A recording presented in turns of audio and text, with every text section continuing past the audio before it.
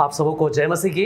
प्रभु यीशु मसीह के नाम में आज की आराधना और उपासना की सेवा में आप सभी का स्वागत है। आइए सर्वप्रथम हम लोग प्रार्थना करेंगे और प्रार्थना के साथ आज की सभा को हम लोग आरंभ करेंगे। आइए हम प्रार्थना करें। हमारे अनुग्रहकारी दयालु पिता, आज के सुंदर अवसर के लिए जिसमें कि हम अपने सारे चिंताओं को भूलकर, अपनी सारे कार्यों को एक किनारे रखकर केवल आपकी आराधना और उपासना कर सकें, उसके लिए प्रभु हम इस चैनल में, इस वीडियो में और इस जगह पर हम उपस्थित हुए हैं। हम चाहते हैं प्रभु कि आप जैसे बीते दिनों में अपनी दया और अपनी करुणा के द्वारा हम सबके जीवन को संभालते हुए अपने वचन की भरपूरी के द्वारा हमें अब तक प्रभु विश्वास में, आत्मिक जीवन में दृढ़ किया है, उसी के समान प्रभु आज भी हम सबके जीवन से बातचीत करें। हम ये कभी नहीं भूल सकते प्रभु कि आपने कैसे हमें बीते कुछ महीनों में हमारे साथ रहकर आपने प्रभु हम में से हर एक दिन आपने संभाला है, हर दिन की ज़रूरतों को आपने पूरा किया है। अपनी करुणा और अपनी दया को लगातार अपने प्रियजनों के ऊपर आपने बनाए रखा। अपने भक्तों को किसी भी भली वस्तु की घटी होने नहीं दिया। और कई लोग जो शायद कोरोना पॉजिटिव भी रहे होंगे, लेकिन प्रभु आपने उन पर दया करके उन सबको प्रभु अपनी सामर्थ्य से बचा लिया, चंगाई दिया और अपने प्रेम का जो आनंद है उसको अनुभव कराया। हम उसके लिए धन्यवाद देना चाहते हैं प्रभु। हम आपके सारे उपकारों के लिए आपकी बड़ाई, आपकी स्तुति करते हैं और चाहते हैं प्रभु आज भी आप हमारी आराधना में अगुवाई करें, हम सबकी सहायता करें, ताकि प्रभु जिन गीतों को गाते हैं, वचन को पढ़ते हैं, उसके द्वारा आप ही को महिमा और सम्मान मिलने पाए। इस प्रार्थना के साथ प्रभु आज के सारी गतिविधियों को आपके हाथों में सौंपते हुए इस प्रार्थना को यीशु के नाम में चढ़ाते हैं। दया से सुने और ग्रहण कीजिए। आमीन आमीन। जैसा कि हम लोग शुरुआत में कुछ गीतों को गाते हैं, आइए हम प्रभु की महिमा के लिए इन गीतों को गाएंगे। सबसे पहला गीत, प्यारे मसीहा तू है मेरा जीवन सहारा और आसरा। इस गीत को गाएंगे और इसके द्वारा प्रभु को महिमा और उसको आदर हम प्रदान करेंगे।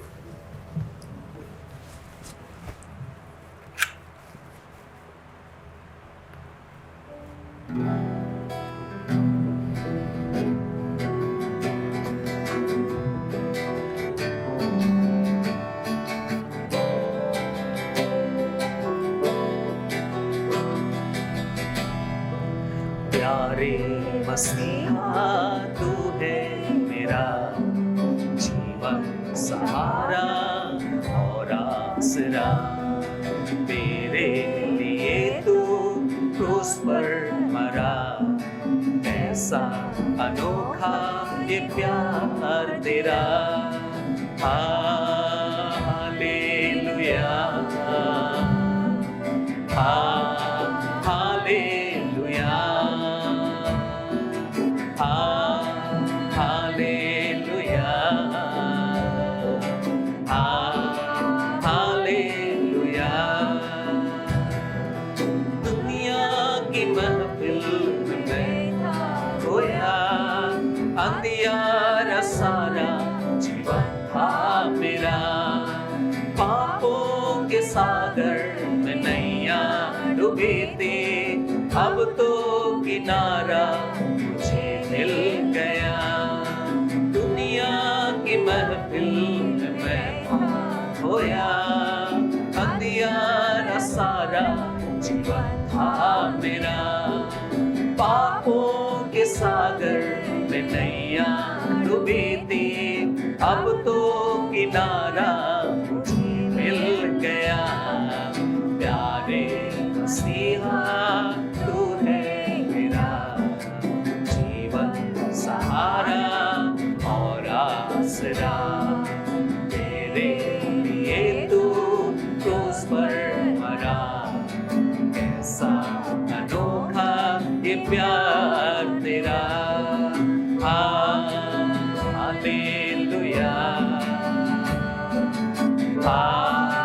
Hallelujah hallelujah hallelujah.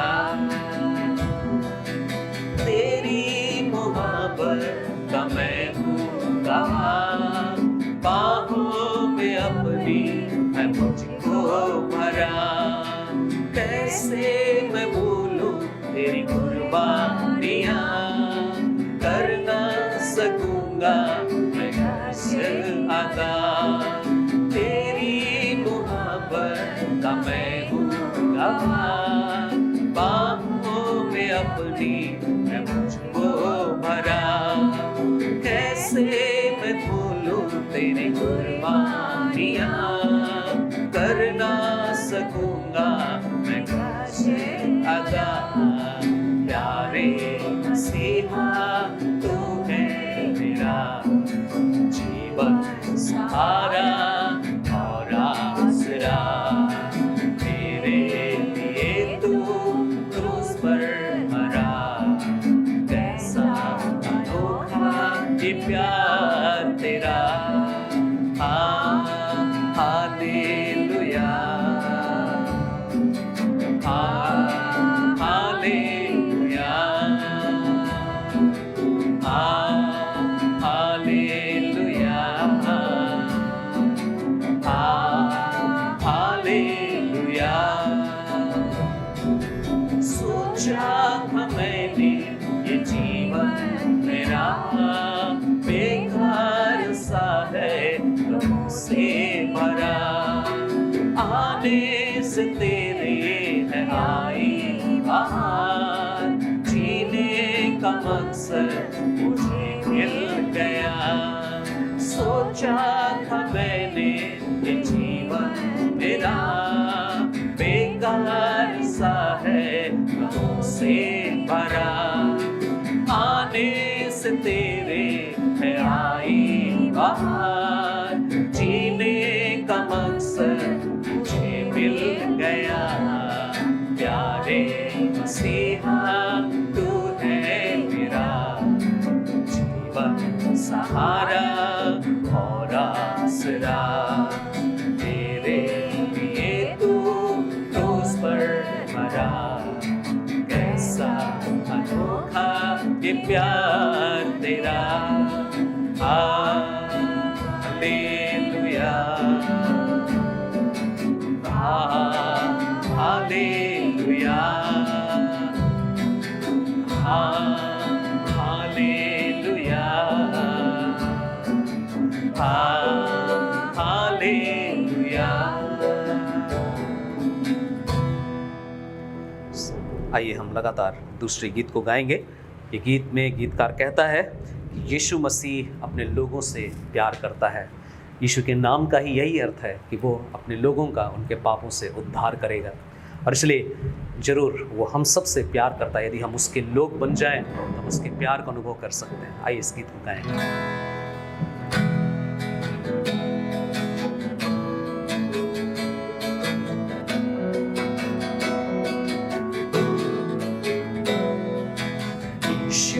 मसीह अपने लोगों से प्यार करता है। यीशु मसीह मुझको भी प्यार करता है। यीशु मसीह अपने लोगों से प्यार करता है। यीशु मसीह तुझको भी प्यार करता है। मेरे पापों को माफ करेगा, मेरा अंतर मन साफ करेगा।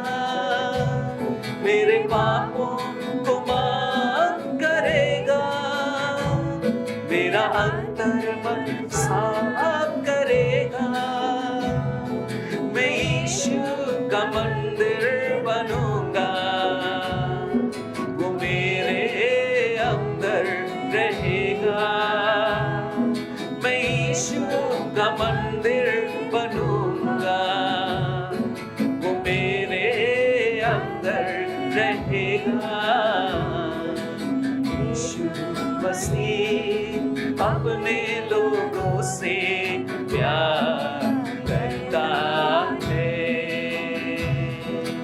यीशु मसीह मुझको भी प्यार करता है। मेरे दुख में वो साथ रहेगा, मुझे शांति से अपनी भरेगा। मेरे दुख में वो साथ रहेगा, मुझे शांति से अपनी भरेगा। जीवन में यीशु कभी भी वफा से न अपनी टलेगा।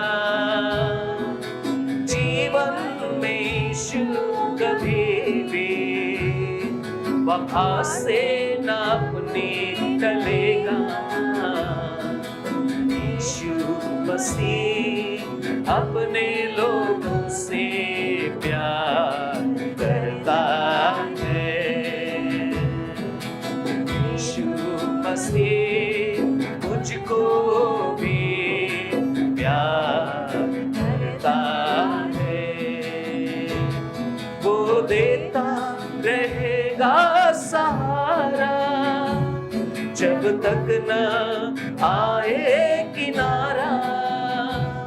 वो देता रहेगा सहारा जब तक न आए किनारा। न्यारा है सबसे है प्यारा यीशु मसीहा हमारा। प्यारा है सबसे है प्यारा यीशु मसीहा हमारा। यीशु मसीह अपने लोगों से प्यार करता है। यीशु मसीह मुझको भी प्यार करता है।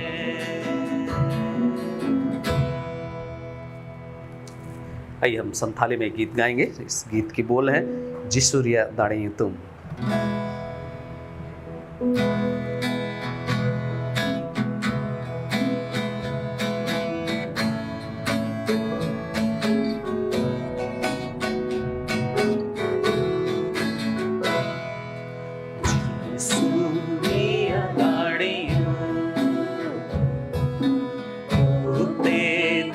আর ভাবনা হো में सनम से पूरा रेगे पुरसता यूं तुम दिन Podre asar sirma Yutum dinaju Podre asar sirma Jisu ria yutum jage Viri kana muhimre Tan midale re koi me uni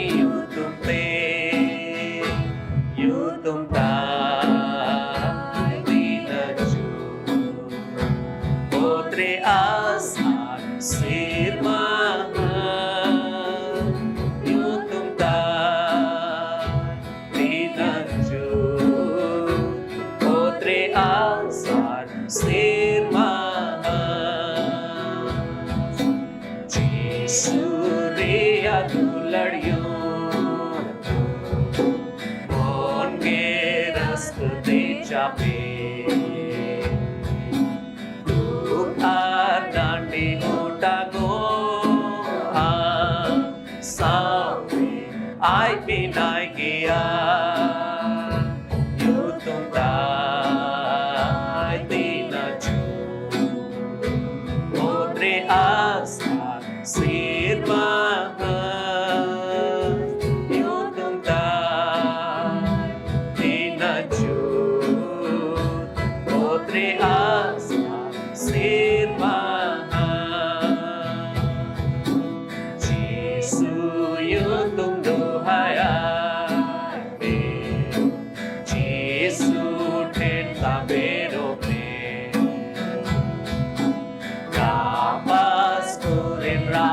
poiha silma regim yelea yutumta adina ju podre asta sirma yutumta adina ju podre asta sirma.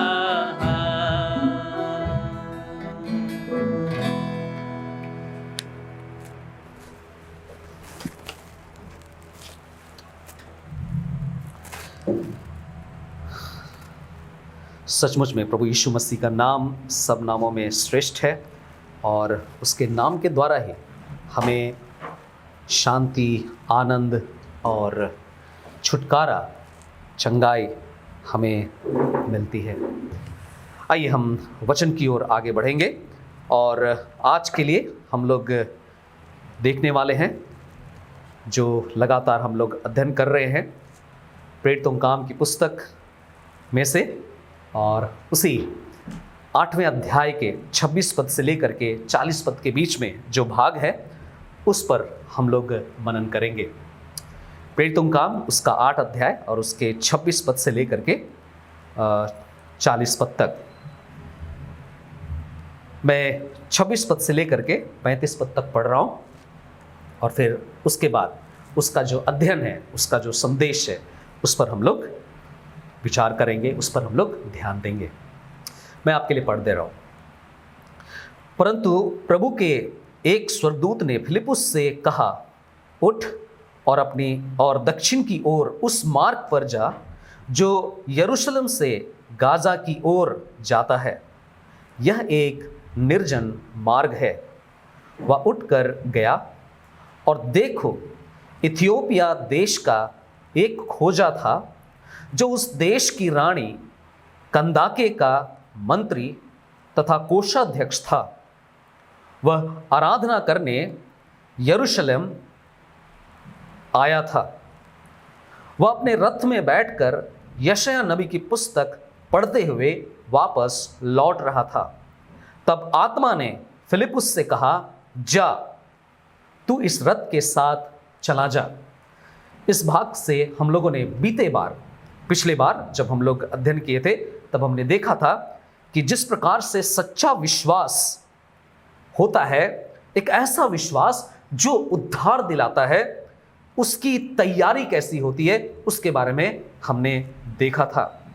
सुसमाचार प्रचार को लेकर के तैयारी के विषय में हम लोगों ने बात किया था। आज हम उसके आगे देखने वाले हैं जो हमें 30 पद से लेकर के 40 पद तक हमें मिलता है, लेकिन अभी फिलहाल मैं 30 पद से लेकर के 35 पद को आपके सामने में पढ़ूंगा। सबसे पहले 30 पद से लेकर के 35 पद तक यहां इस प्रकार लिखा है, जब फिलिपुस दौड़कर वहां पहुंचा तो उसने उसे यशायाह नबी की पुस्तक पढ़ते सुना और कहा, जो तू पढ़ रहा है क्या उसे समझता भी है? उसने कहा, जब तक कोई मुझे ना समझाए मैं कैसे समझ सकता हूं? और उसने फिलिपुस से विनती की कि वह ऊपर आकर उसके पास बैठे। पवित्र शास्त्र का जो अध्याय वो पढ़ रहा था यह था, वह वध होने वाली भेड़ के समान ले जाया गया और जैसे मेमना ऊन कतरने वालों के सामने चुपचाप रहता है, वैसे ही उसने भी अपना मुंह ना खोला। दीनता की दशा में उसका न्याय नहीं होने पाया। उसकी पीढ़ी के लोगों का वर्णन कौन करेगा, क्योंकि पृथ्वी पर से उसका जीवन उठा लिया जाता है। खोजे ने फिलिपुस से कहा, कृपा करके मुझे बता कि नबी यह किसके विषय में कहता है, अपने या किसी दूसरे के विषय में? तब फिलिपुस ने अपना मुंह खोला और इसी शास्त्र से आरंभ करके उसे यीशु के विषय में सुसमाचार सुनाया।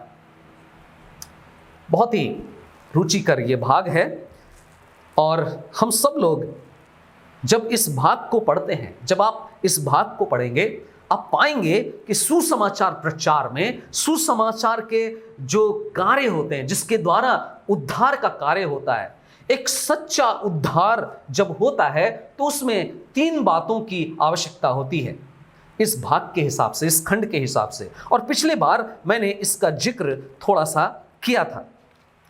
हमने बात किया था कि 3 इसकी बहुत ही महत्वपूर्ण श्रेणी होती है सुसमाचार के कार्य के होने के समय में। और पहली श्रेणी होती है तैयारी का। और हम सब ने तैयारी में जब देखा था तो हमने ये पाया था कि उद्धार जो है वो परमेश्वर का कार्य है। उद्धार परमेश्वर का सार्वभौमिक कार्य है, ये कोई मनुष्य का कार्य नहीं है। और इसके लिए जरूरी है कि परमेश्वर अपने तरीके से इस कार्य को करे। और इसके लिए यह भी जरूरी है, जरूर परमेश्वर का सार्वभौमिक ये कार्य है, लेकिन इसके लिए सेवक का एक समर्पित इच्छा में रहना भी आवश्यक है। फिलिप्पुस को हम देखते हैं, वो एक सेवक की नाई, एक इवांजलिस्ट की नाई, वो अपने आप को उस कार्य के लिए जिसके द्वारा खोजा का जीवन परिवर्तन हो जाए, वो अपने आप को सौंप दिया था। परमेश्वर की इच्छा के प्रति वो समर्पित था। और तीसरी बात जो बहुत ही आवश्यक है उस तैयारी में, तैयारी के लिए जरूरी है कि जो मनुष्य पापी है उस पापी को उद्धार पाने की खोज करनी है, परमेश्वर को खोजना है। उद्धार का कार्य तभी संभव होता है जब एक पापी मनुष्य परमेश्वर को खोजता है, अपने पापों से छुड़ाए जाने के विषय में सोचता है। तैयारी के विषय में हमने पिछले बार देखा था। और यहां पर हम देखते हैं 30 पद से लेकर के 35 पद के बीच में, विशेष करके जो 32 और 33 पद है, तो पुराने नियम का एक बहुत ही महत्वपूर्ण हिस्सा है जिसको खोजा पड़ रहा था। इथियोपिया का वो खोजा जो खजांची था, वो बाइबल से जिस भाग को पढ़ रहा था वो यशायाह नबी की पुस्तक उसका 53 अध्याय में से पढ़ रहा था। और ये अध्याय माना जाता है कि बहुत ही विशेष था, बहुत ही महत्वपूर्ण अध्याय था। यशायाह नबी की पुस्तक में कुल 66 अध्याय हमें मिलते हैं, लेकिन वो क्यों 53 अध्याय को ही पढ़ रहा है, ये बहुत ही महत्वपूर्ण है। उस पूरी यशायाह नबी की पुस्तक में 53 अध्याय बहुत ही महत्वपूर्ण पुस्तक है, बहुत ही महत्वपूर्ण अध्याय है, क्योंकि वहां पर सुसमाचार का वर्णन किया गया है, क्योंकि वहां पर प्रभु यीशु मसीह के विषय में, उसकी मृत्यु के विषय में भविष्यवाणी की गई है। जब हम 32 पद को देखते हैं, वहां लिखता है, वह वध होने वाली भेड़ के समान ले जाया गया। यशायाह 53 अध्याय के 7 और 8 पद से यह हिस्सा लिया गया है। और ये पूरी यशायाह की पुस्तक में से ये सबसे मुख्य भाग है। क्यों? क्योंकि अगर हम सुसमाचार की बात करें तो पुराने नियम में जो सबसे महत्वपूर्ण हिस्सा है, जो महत्वपूर्ण अध्याय है, वो यशायाह उसका 53 अध्याय है। ये एक ऐसा भाग था जो नए नियम का ये खोजा जब पढ़ रहा था तो उस भाग को पढ़ रहा है जो कि सुसमाचार के दृष्टिकोण से, सुसमाचार के संबंध में बहुत ही सुंदर अध्याय है, जो कि सुसमाचार का प्रस्तुतिकरण उसके लिए हो रहा है। और सुसमाचार की तैयारी के लिए, सुसमाचार का जो परिणाम है उसको देखने के लिए, उद्धार के कार्य के लिए कई चीजें हैं जो तैयारी में आवश्यक तत्व पाई जाती हैं। जरूर पवित्र आत्मा का कार्य होना बहुत जरूरी है, सेवक का समर्पित इच्छा का होना बहुत जरूरी है, और उसके साथ साथ उस पापी को जिसको बचना है उसको भी खोजने के लिए तैयार रहना जरूरी है। इस खोजा का मन वैसा ही था जिस तरह से हम एक अद्भुत कार्य को, एक सकारात्मक कार्य को, वास्तविक कार्य को पूरा होते हुए देखना चाहते हैं। लेकिन इन सब के साथ साथ परमेश्वर के वचन की भी बहुत बड़ी आवश्यकता थी। बिना परमेश्वर के वचन के ये संपूर्ण नहीं हो सकता था। उन दिनों में सबके पास शास्त्र नहीं हो सकता था, लेकिन खोजा के पास क्यों है? क्योंकि वो धनी व्यक्ति है और वो अपने लिए शास्त्र को रख सकता है। वो धनी व्यक्ति था और जैसा पता चलता है वो जोर जोर से पढ़ रहा था, क्योंकि फिलिपुस जब गया तो उसको सुना कि क्या पढ़ रहा है, और जोर जोर से पढ़ने की ही उन दिनों में रिवाज थी। इसी तरह से शास्त्र को पढ़ा जाता था। जिस तरह से वो यशायाह की 53 अध्याय को पढ़ रहा है, इससे हम सब एक बात जरूर समझ सकते हैं कि पवित्र आत्मा खोजा की अगुवाई कर रहा है, ताकि वो उस प्रभु यीशु मसीह के बारे में समझ सके और उसे जान सके, और इस तरह से वो उद्धार को प्राप्त करने के लिए बहुत करीब पहुंच जाए। याद रखिए, उद्धार के प्रति एक वास्तविक, एक सच्ची प्रत्युत्तर के लिए जो मसीह के लिए होता है, मसीह के द्वारा जो उद्धार मिलता है, उसके लिए जो सच्चा प्रत्युत्तर होता है, जो वास्तविकता होती है, उसमें कुछ चीजें दिखाई देती है। हमने देखा परमेश्वर का सार्वभौमिक कार्य उसमें होना अनिवार्य है, सेवक का समर्पित इच्छा का होना अनिवार्य है जो सुसमाचार का प्रचार करते हैं, और जिसको उद्धार पाना है अर्थात पापी का जो आराधना करने की इच्छा है उसका होना भी आवश्यक है, खोजना आवश्यक है। और यह जरूरी है कि उसके साथ साथ परमेश्वर के वचन को पढ़ना जरूरी है। यहां पर जब हम देखते हैं प्रस्तुतिकरण में 30 पद से लेकर के 35 पद के बीच में, हम पाते हैं जिस तरह से यहां पर प्रस्तुत किया जा रहा है, जिस तरह से सारी बातें एक साथ इकट्ठी हो रही है, उस उद्धार के संदेश को लाया जा रहा है। आप गौर कीजिएगा, आप पाएंगे ये जरूरी है, हमें समझना है कि लोगों का ध्यान वचन की ओर केंद्रित करना आवश्यक होता है। हम यहां देखते हैं फिलिपुस को कि वो उस खोजा के उद्धार पाने से पहले खोजा का ध्यान, खोजा का मन परमेश्वर के वचन की ओर लगाता है। खोजा का ध्यान वचन की ओर लगाया गया। शायद आज के युग में बहुत सारे लोग आज ऐसे मिल जाएंगे जिनको वचन का अध्ययन करना, वचन की ओर ध्यान लगाना कई बार रुचिकर नहीं होता है, और ना ही वे चाहते हैं कि हमें वचन से सिखाया जाए, वचन से प्रचार किया जाए, वचन से हमें अध्ययन कराया जाए। बहुत सारे लोग आज रुचि नहीं रखते हैं।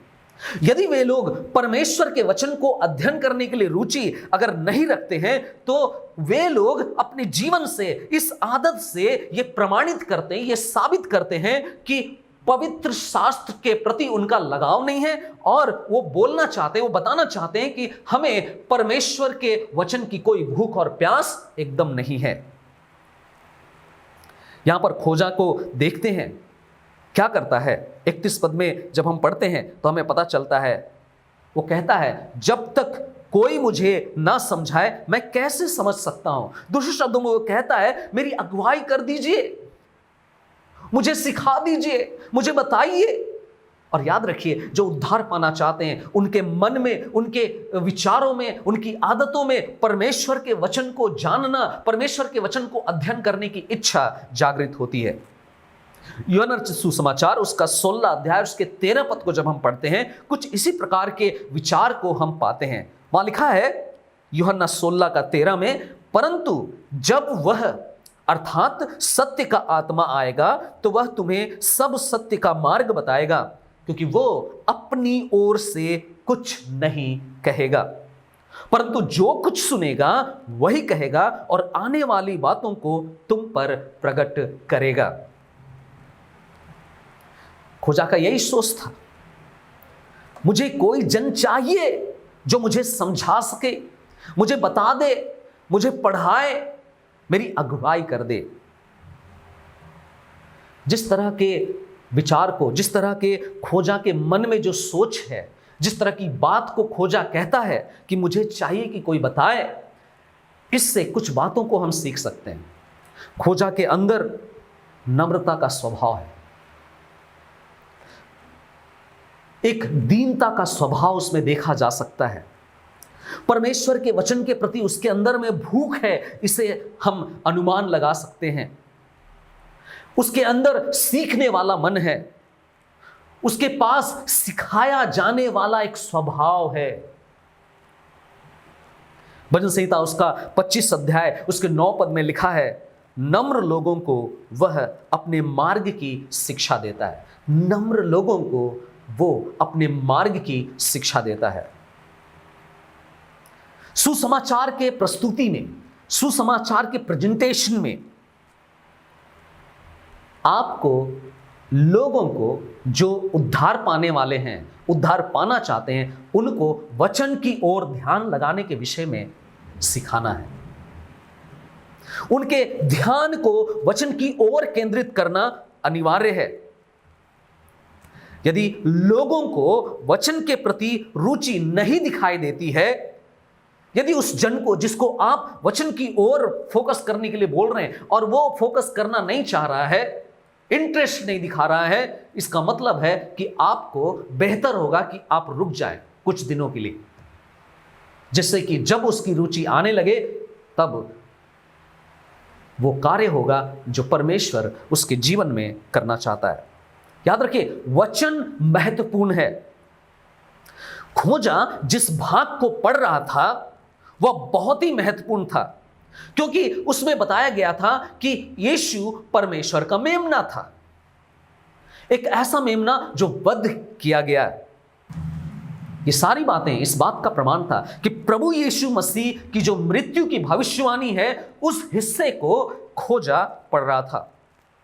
क्या समझ में आता है? अगर इसको आप गौर से देखेंगे, आप पाएंगे पवित्र आत्मा ने उसे अर्थात खोजा को यशायाह के उस भाग को जहां मसीह के मृत्यु की भविष्यवाणी है, जिसके द्वारा केवल उद्धार संभव है, उस भाग को पढ़ने में पवित्र आत्मा ने उसकी अगुवाई की। पवित्र आत्मा ही है जिसने फिलिपुस की भी अगुवाई की और बताया कि तू उस रास्ते पर चला जा और खोजा से तुझे मिलना है, जो व्यवस्था को पढ़ रहा है और उस भाग को पढ़ रहा है जिसे वो समझ नहीं रहा है।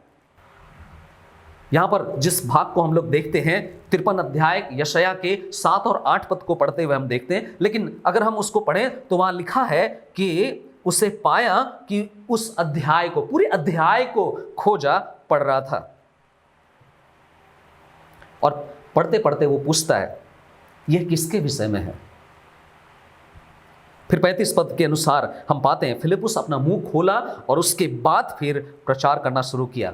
और लिखा है, इसी शास्त्र से आरंभ करके उसे यीशु के विषय में सुसमाचार सुनाया। यदि कोई व्यक्ति परमेश्वर के उद्धार के समीप जो मसीह के द्वारा मिलता है, अगर वहां तक पहुंचता है, अगर उसको जानना चाहता है, इच्छा रखता है, तो इसका मतलब एक सकारात्मक चिन्ह यह है कि वो वास्तव में उद्धार को प्राप्त करेगा। क्योंकि वे जो उद्धार पाना चाहते हैं, वे वचन को जानना चाहेंगे, वे वचन को जानते हैं, वे वचन को पहचानना चाहेंगे, वे वचन में प्रभु यीशु मसीह के बारे में सीखने की इच्छा रखेंगे, यीशु को जानना चाहेंगे, यीशु मसीह के बलिदान के बारे में वो सोचेंगे। जब पवित्र आत्मा अगुवाई करता है, तब समझाने वाला किसी भी भाग से यीशु के बारे में समझा सकता है। और यह चीज हम फिलिपुस के जीवन से देख सकते हैं, क्योंकि समझने वाले को भी पवित्र आत्मा ही है जो उस समय में अगुवाई कर रहा था। ना केवल फिलिपुस ने उसका ध्यान वचन की ओर केंद्रित किया, लेकिन और एक बात बहुत जरूरी है, और वो ये है कि इस फिलिपुस ने इस खोजा का ध्यान उद्धारकर्ता की ओर भी केंद्रित किया था। कहने का मतलब, फिलिपुस ने जो प्रचार किया खोजा को, तो वो यीशु के बारे में प्रचार किया। फिलिपुस ने यीशु को प्रचार किया।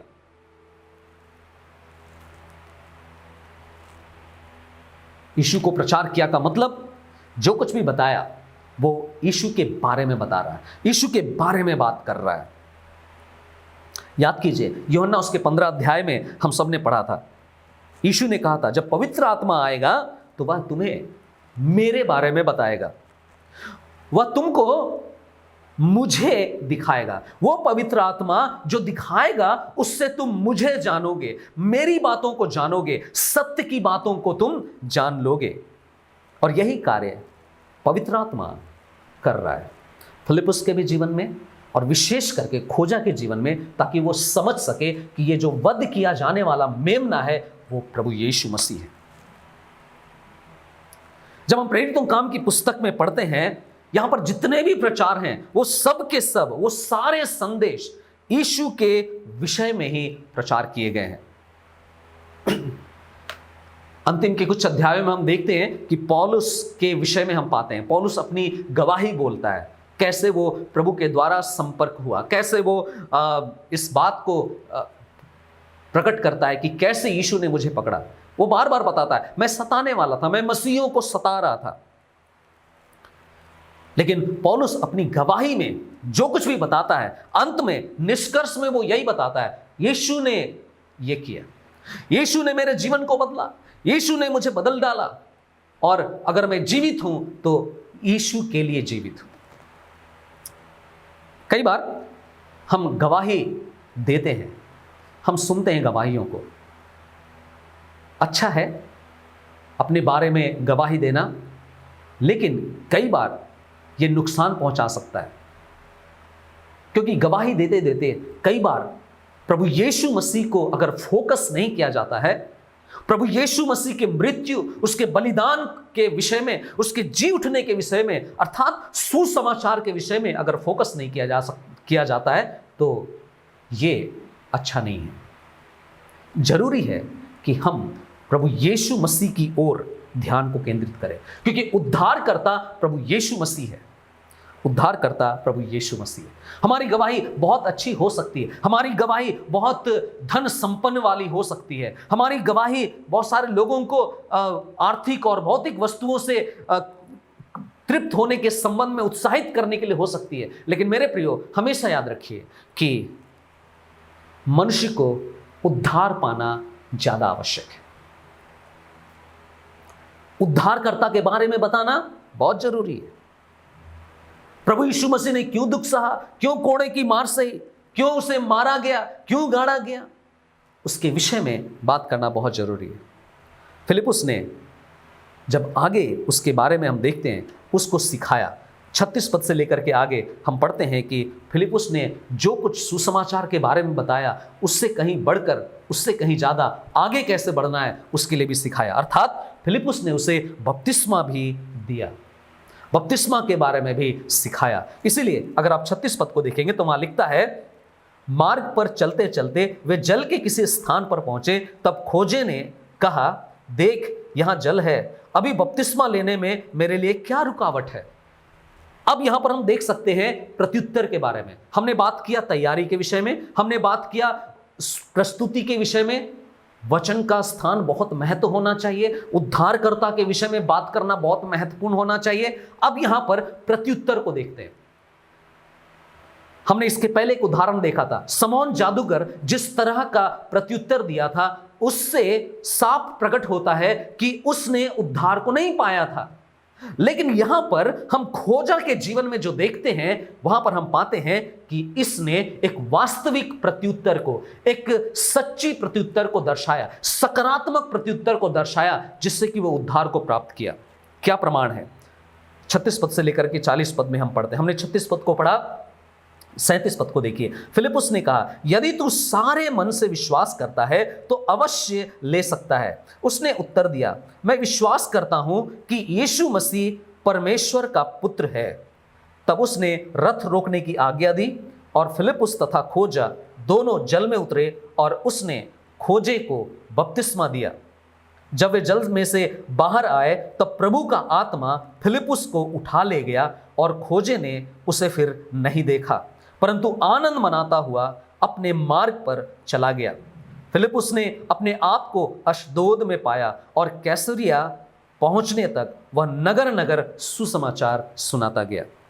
बहुत इंटरेस्टिंग बात हम यहाँ पाते हैं, एक व्यक्तिगत प्रत्युत्तर होना आवश्यक है, व्यक्तिगत, और वो भी वास्तविक प्रत्युत्तर होना जरूरी है। और खोजा के जीवन से हम साफ साफ देखते हैं एक सच्चा वास्तविक प्रत्युत्तर का उदाहरण जो खोजा हमारे लिए प्रस्तुत करता है।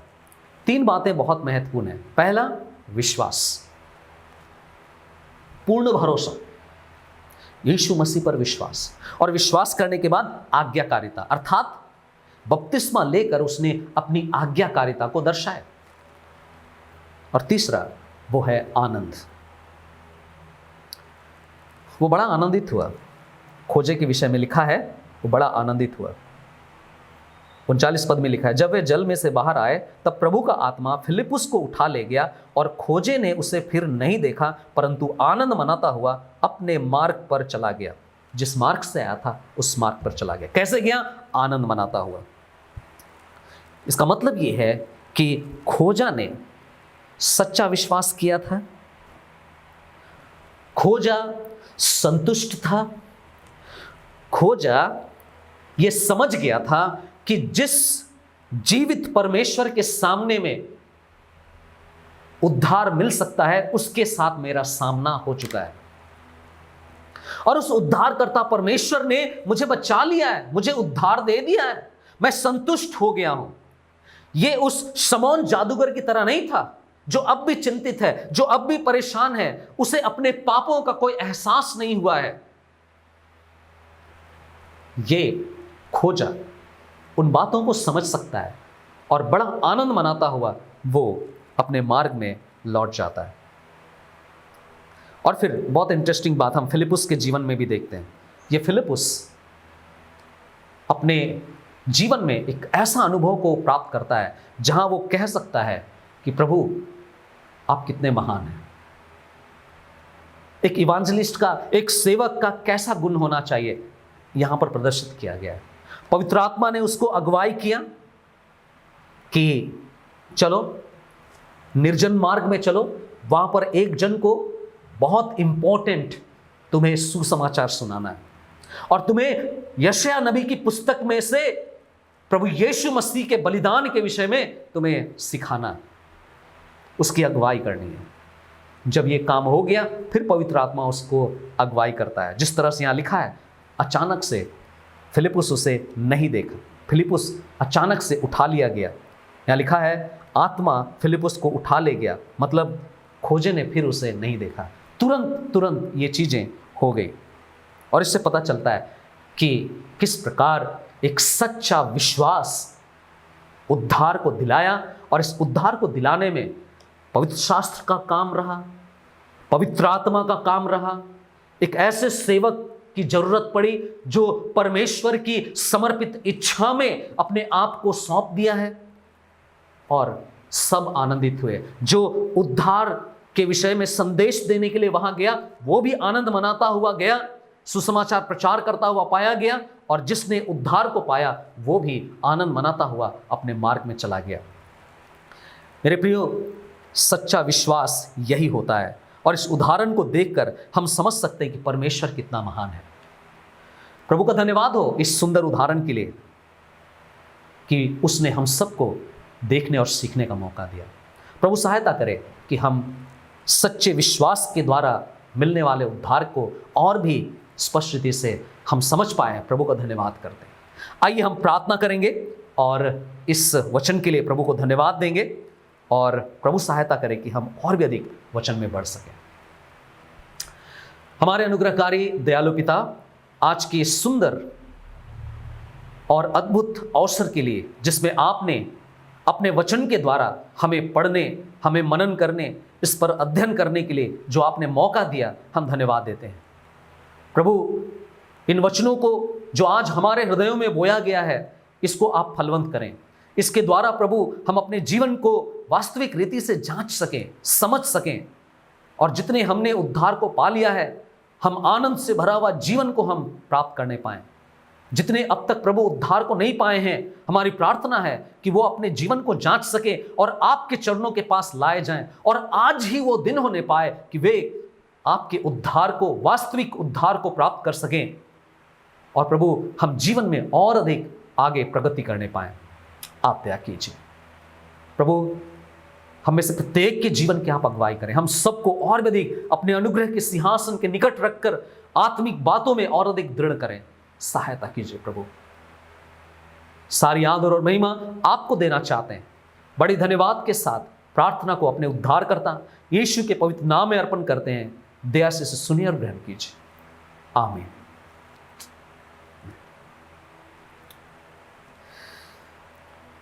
आइए इस समय अंत में हम लोग एक कोरस गाएंगे जो पहले हम लोग गा चुके हैं, और उसी कोरस के साथ में हम लोग जो प्रभु के लिए भेंट है उसको हम लोग अर्पण करेंगे। और वो कोरस है, यीशु मसीह अपने लोगों से प्यार करता है।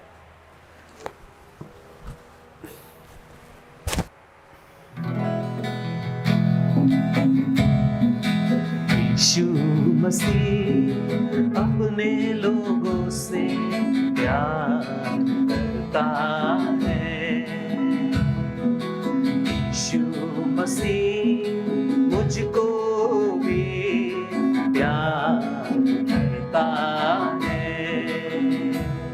मेरे पापों को माफ करेगा, मेरा अंतर मन साफ करेगा। मेरे पापों को माफ करेगा, मेरा अंतर मन साफ करेगा।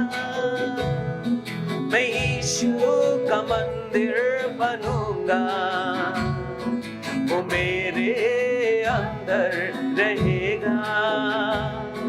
मैं यीशु का मंदिर बनूंगा, वो मेरे अंदर रहेगा।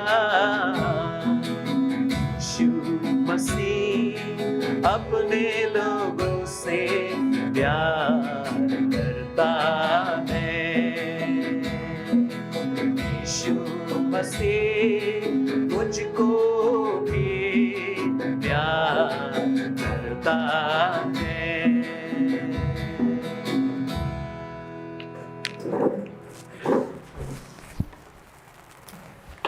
आइए हम अंतिम प्रार्थना में आगे बढ़ेंगे, और अंतिम प्रार्थना में आगे बढ़ने से पहले आपको सूचना देना चाहते हैं, क्योंकि अब लगभग हम लोग लॉकडाउन के लगभग 4.0 अनलॉक प्रक्रिया में से जा रहे हैं, और जिसमें कि काफ़ी समय पहले से ही हम लोग मिल सकते थे क्योंकि हमारी मंडली की संख्या तो बहुत कम है। सो आने वाले रविवार से हम सब फिज़िकली यहाँ पर करड़ बिल में हम लोग सम्मिलित होंगे, और आप सभी से अनुरोध है कि आप प्रार्थना के साथ, तैयारी के साथ ज़रूर आएँ। और अभी भी हम लोग कुछ लोग इकट्ठे होते हैं, लेकिन इस वीडियो को जितने भी लोग देख रहे हैं और केवल अब तक आप नहीं सुने होंगे, तो ये सूचना आप सबके लिए है कि आने वाले रविवार से हम यहीं पर आराधना करेंगे और आप सब यहाँ पर आ सकते हैं। सो आइए हम प्रार्थना करेंगे, इस भेंट के लिए भी धन्यवाद देंगे ताकि प्रभु हम सबको और भी अधिक अपनी महिमा के लिए उपयोग में लाए। हमारे अनुग्रहकारी दयालु पिता, आज के इस सुंदर वचन के लिए, इन सुंदर गीतों के लिए, उन विचारों के लिए जिसके द्वारा हम ये जांच सकते हैं कि वास्तविक उद्धार और वास्तविक विश्वास कौन सा है।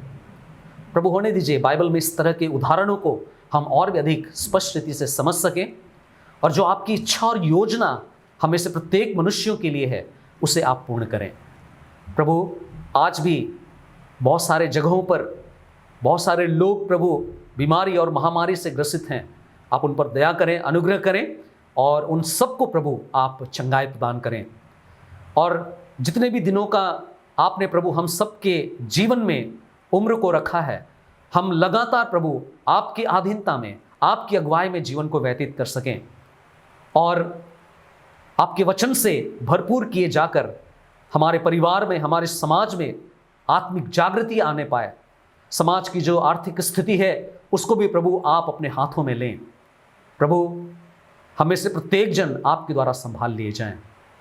जो भेंट प्रभु अर्पण किया गया है इस पर भी आप बड़ी आशीष को दें।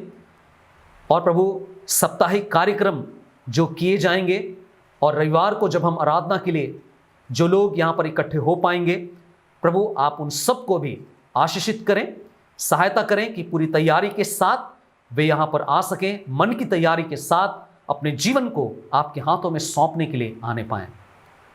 प्रभु आप दया कीजिए। एक बार फिर से हम में से हर एक जन प्रभु अपने आप को आपके हाथों में सौंपते हैं। आप अपने राज्य का विकास, अपने राज्य की बढ़ोतरी प्रभु हर प्रकार से आप करें। जहाँ कहीं आप चाहते हैं कि हम में से प्रत्येक जन इन्वॉल्व हो, शामिल हो, प्रभु हम में से हर एक के जीवन को आप उपयोग में ले लें। प्रभु हमारे मांगने से बढ़कर करें। सारी आदर और महिमा आपको देते हुए बड़ी धन्यवाद के साथ इस प्रार्थना को अपने उद्धारकर्ता यीशु के पवित्र नाम में चढ़ाते हैं। इसे दया से सुनिए और ग्रहण कीजिए। आमीन। अब हमारे प्रभु यीशु मसीह का अनुग्रह, पिता परमेश्वर का प्रेम और पवित्र आत्मा की सहभागिता हमें से प्रत्येक के साथ अब से लेकर युगानुयुग तक होती रहे। आमीन। आप सबों को फिर से एक बार जय मसीह की। प्रभु आप सबको आशीष दे। आप प्रभु में बने रहिए, वचन में बढ़िए और हर तरह से आप कोशिश कीजिए सुरक्षित रहें। प्रभु एक बार फिर से अवसर दे कि हम लोग साथ मिलकर प्रभु की आराधना कर सकें। जय मसीह।